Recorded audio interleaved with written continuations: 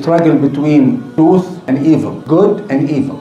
And I chose this khutbah purely because in the time that we all live in, many question what's going on. The time of the amount of tragedy that we see everywhere, especially wars. Compared to 1990s and 1920s, there were much less war and struggle worldwide. There was what we call the Cold War between USSR and America, the Russian Empire and the American Empire, and similar Cold War in the Middle East, India, Pakistan, Middle East. Some of them has issue, but the last around 15 years were not as any 15 years that I've lived in my life.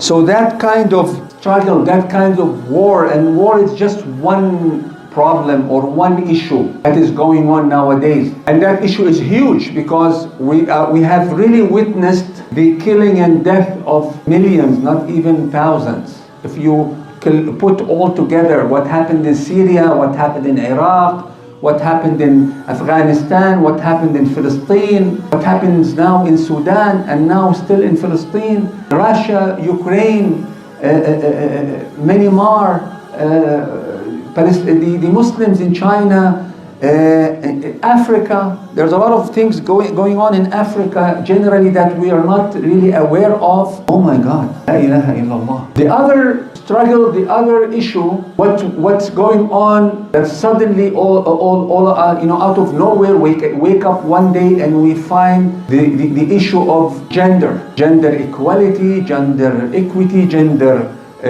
transformation, pro and con, some with, some against, and pushing that into the curriculum at school. That was also one of the nowadays huge challenge for many people.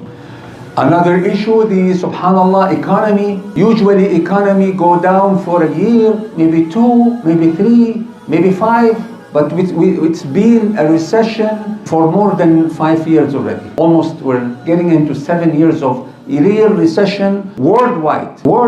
Subhanallah.